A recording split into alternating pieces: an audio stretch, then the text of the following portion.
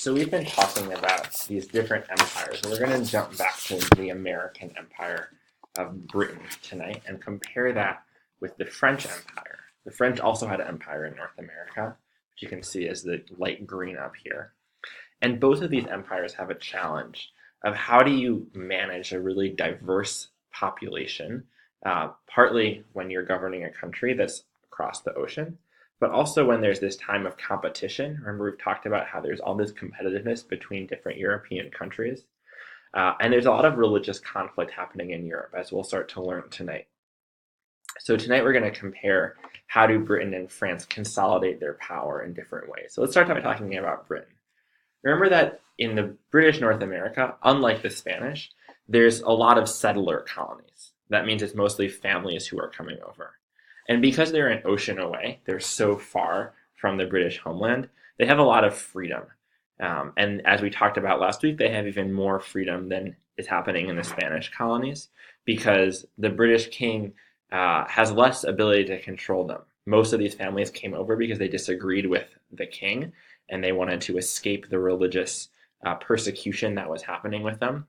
And there was a civil war happening in England. So the king and the parliament were having this disagreement, and they were kind of preoccupied. They weren't able to have a lot of oversight over their colonies in North America.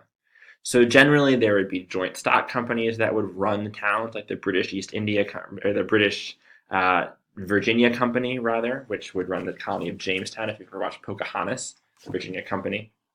Or in Plymouth, they signed a compact called the Mayflower Compact, which gave the Pilgrims who came over to on the Mayflower some self-government rights themselves. So they were really used to running their own show.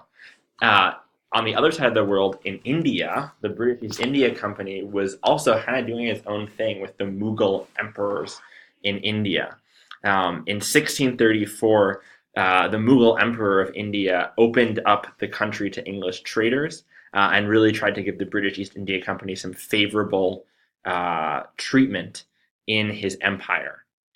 The company was trading things like cotton, silk, indigo, tea, and they made really strategic alliances themselves. So like the CEO and the leaders of the company were making alliances with Indian rulers. The Mughal Empire, though, was also a pretty strong empire, as we'll learn later next week. And so in 1689, a Mughal fleet attacked the East India Company's headquarters in Bombay, and eventually they surrendered. They weren't able to put up a fight. So the British East India Company had to go to the emperor and kind of, bow down to him and promise better behavior in the future. So the Mughals were kind of able to hold the British feet to the fire a little bit and to force them to negotiate. So in this picture, for example, we see the Mughal emperor is dictating the terms of the settlement with the British East India Company.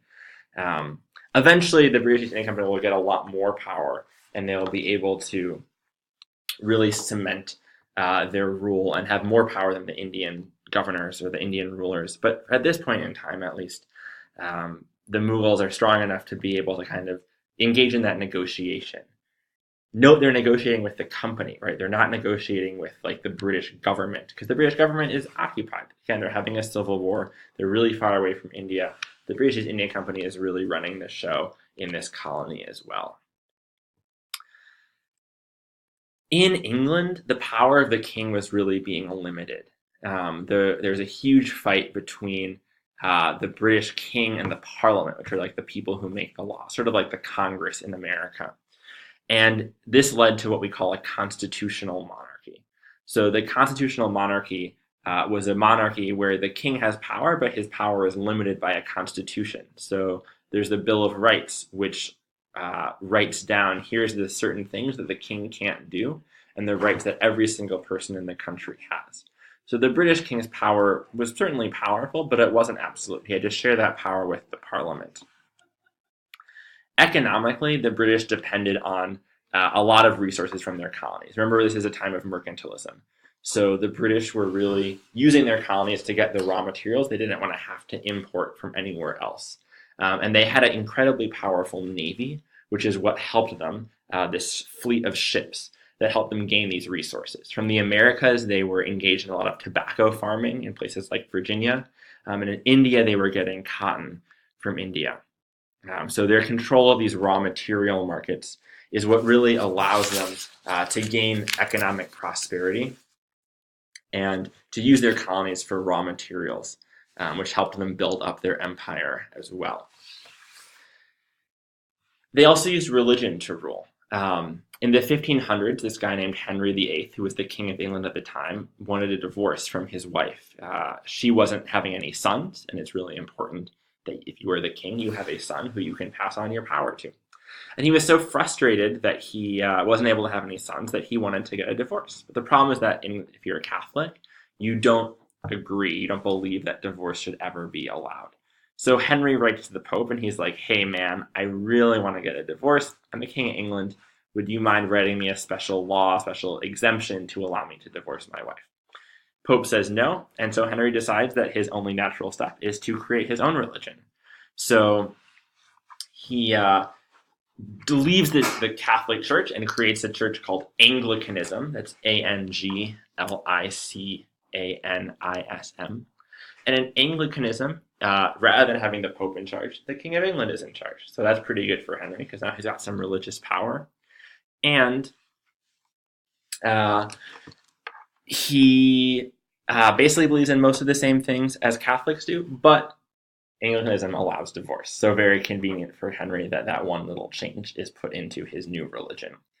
But at the same time, the Anglican Church was sort of tolerant of other religions. So, for example, the Puritans who lived in England, some of the people who ended up coming over on the Mayflower, they were still welcome in society, even if they had some disagreements with the king from time to time. They weren't being executed or being banished from the country.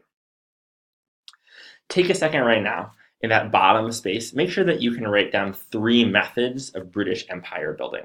3 things that the British did to build up their empire.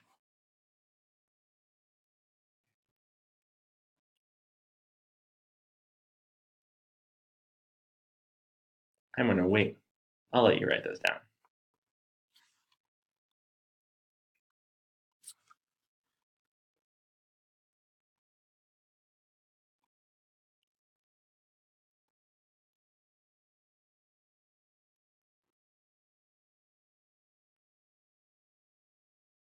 All right. Some things you might have noted are that the British were delegating their power to local rulers. They were very decentralized, right? As we learned with the British East India Company or the people in the Americas. We know that they used the resources from their colonies and raw materials to help support their empire. We know that they used religion to support the king's rule, the religion of Anglicanism. So now we're going to jump over to the French, and we're going to see what's similar, and we're going to see what's different. The first thing to know is that the French had an absolute monarch. That means that the king had all of the power for himself. This guy is Louis the 14th.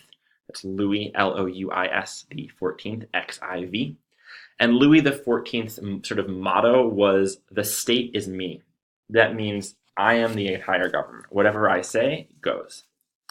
And he really cemented his power in a lot of different ways. He had a giant army to support the beliefs and the decrees that he made. He used what was called divine right. So he said that God had chosen him to rule. And because God had chosen him to rule, he deserved to have all the power for himself. He was called the Sun King because he had so much money that he was radiant like the sun. He built this palace called Versailles, which is just dripping with money. You can see this like hall of mirrors that was just beautiful, and it was a very concrete portrayal of how much power Louis the 14th had. And as I mentioned again, he used that idea of divine right to support his rule. So he was a Catholic, and he had the motto, one king, one law, one faith. So that means that there is one king, there is one set of laws, but there is only one religion, and that religion is Catholicism. He would persecute Protestants who were another kind of Christians and actually send them out of France. He would expel them and not allow them to be in the country at times throughout his rule. Louis also wanted to make sure that he had the power and the nobles did not have the power. In the history of France, there was a huge group of nobles or aristocrats who had a lot of independence. They were sort of the feudal lords back from the Middle Ages who had still a ton of power. And Louis said, if you want to keep your status as a noble, you have to actually come to Versailles and you have to sort of bow down to me and agree to be loyal 100% to me. We call this caging the nobility, where he was able to actually get these nobles, as you see in the picture on the left, to come to the palace and be loyal to him and agree to follow whatever he said. So he got them kind of in a cage. He trapped them. He took away a lot of their freedom and cemented their power for himself instead. To further undermine the power of the nobility, Louis created a bureaucracy. These people called intendants, which is how you would say that word in French, who were people who would go around the empire administering justice, collecting taxes, organizing the military and defense. And again, they reported directly to Louis, not to the nobility. To maintain the economy of the French Empire, they also depended on a set of cash crops. So we know the French controlled Haiti, which was a huge sugar plantation. And they were also mercantilists, so they depended a lot on these resources from their colonies. This dude down here is a guy named Colbert. And Colbert, Colbert, like the talk show host, he was the finance minister in France. He built a giant infrastructure like factories to help support that trade. He really encouraged economic activity. He encouraged exporting lots and lots of goods like rum and trying to minimize the imports. And so the economy of the French Empire as well depended on lots of exports and very few imports. Take a second now at the end to summarize what are 3 ways that the French built up their empire, 3 ways they consolidated their rule over their citizens. And once you've done that, flip back to the front and make sure you can compare the French and the British methods of imperial consolidation and summarize that using some of your vocab words.